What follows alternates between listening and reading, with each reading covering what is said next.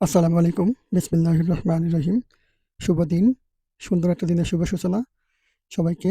Viewers, আজকের ভিডিওতে আমি দেখানোর চেষ্টা করব ইনশাআল্লাহ কিভাবে আপনি একটা ফুলকপিকে বা বাঁধাকপিকে খুব সুন্দর করে কাটবেন। আপনি প্রথমে একটা বাঁধাকপিকে পরিষ্কার করে খুব সুন্দর করে ধুয়ে এভাবে উপরের ডাঁটাগুলো কেটে নিবেন আস্তে, আস্তে করে। ভিউয়ার্স, আমি যেভাবে কাটলাম সেমনি ওইভাবে কাটার চেষ্টা করবেন ইনশাআল্লাহ। তাহলে আপনার কোষগুলো কাটতে সুবিধা হবে। এরপর আপনি একটা ছুরি দিয়ে ছুরির আগা দিয়ে কোষগুলোকে এভাবে আলতো করে কেটে, কেটে নিবেন।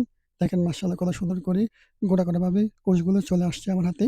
দেখেন এভাবে এক, এক করে উপর থেকে কোষগুলো কেটে নিবেন ইনশাআল্লাহ। এভাবে কাটলে আপনার বাঁধাকপি খুব সুন্দর করে কাটতে সুবিধা হবে এবং খেতে ভালো লাগবে ইনশাআল্লাহ।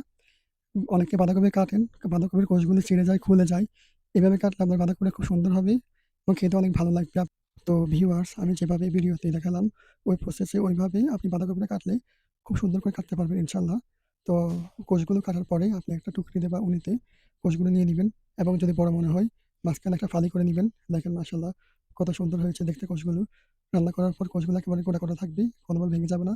ভিউয়ার্স, এখন আমি বাঁধাকপির ডাঁটাগুলোকে খুব সুন্দর করে ধুয়ে নিয়েছি এবং পরিষ্কার করে দেখেন আমি চিকন, চিকন করে কেটে নিবো।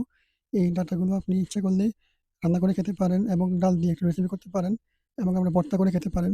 এই সম্পর্কে ভিডিও আসবে খুব তাড়াতাড়ি ইনশাআল্লাহ। তো আপনি ডাঁটাগুলোকে ভালো করে ধুয়ে এভাবে চিকন, চিকন করে কেটে নিবেন। ডাঁটাগুলো কিন্তু খুবই স্বাদ। রান্না করার পর খেতে অনেক ভালো লাগে। ট্রাই করে অবশ্যই দেখবেন। তো ভিউয়ার্স, দেখা হবে অন্য কোনো ভিডিওতে, কথা হবে অন্য কোনো সময়ে। ভালো থাকবেন। আসসালামু আলাইকুম।